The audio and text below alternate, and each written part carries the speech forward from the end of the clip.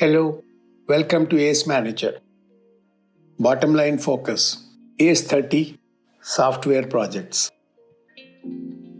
Last week, we covered project cost monitoring relating to infra and greenfield projects. Current podcast is about software projects.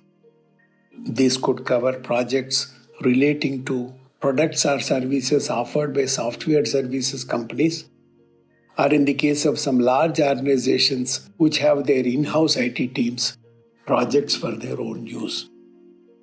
Difference between infra and software projects is that output is not visible to the naked eye in the case of later, but nevertheless creates an intangible asset.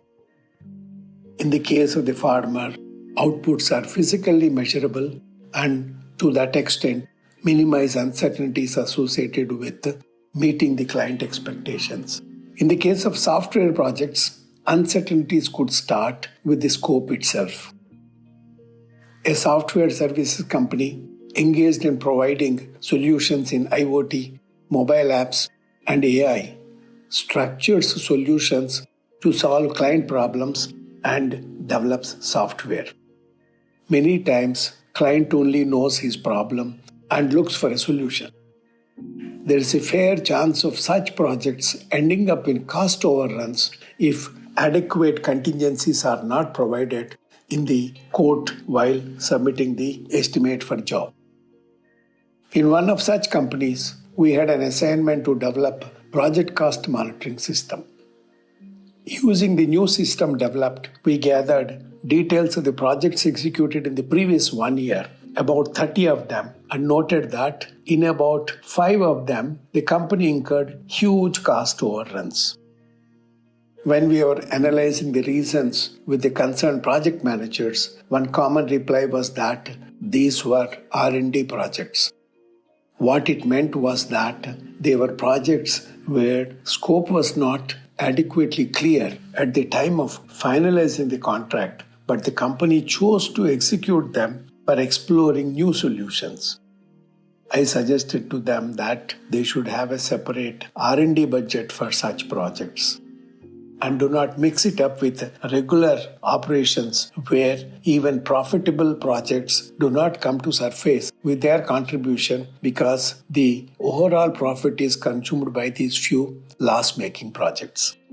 My second recommendation this time for all their projects was to have a bid risk index developed before quoting for any job and escalate high-risk projects to top management for a review. What is this bid risk index? Bid risk index is structured in a way that greater the score, higher is the risk.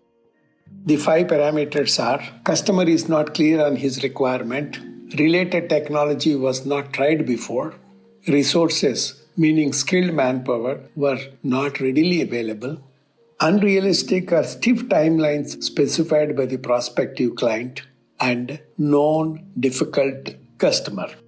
We have 5 line items in this index. Let us say each carries 20 points. Against the second item in the index, if the technology is never tried before, concerned score would be 20 out of 20. This is what I meant when I said greater the score, higher the risk.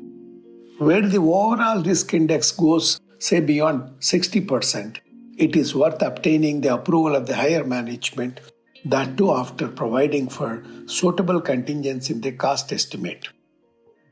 Further steps in project cost monitoring process are project cost estimation at adequate granularity. I said the same way even in the case of infra projects. It should be neither too brief nor too elaborate at micro granular level. It could be at subtask level under each task. Manpower being a major item of cost for software projects, resource requirement on man-day basis, keeping skill set levels in mind, should be projected. To work out related cost, average manpower cost at different levels based on the respective CTC for a particular level can be considered.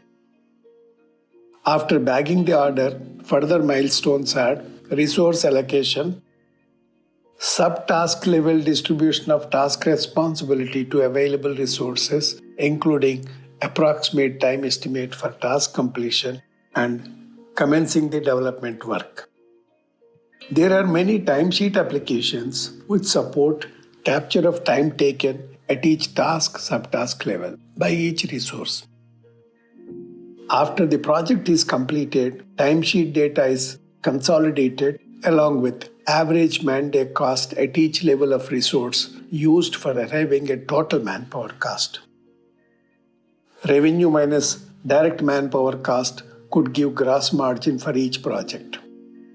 This could be compared with gross margin as estimated to identify possible improvement areas for future projects. Other aspects relating to project cost monitoring are similar to infra projects, even for software projects. Thank you for your attention.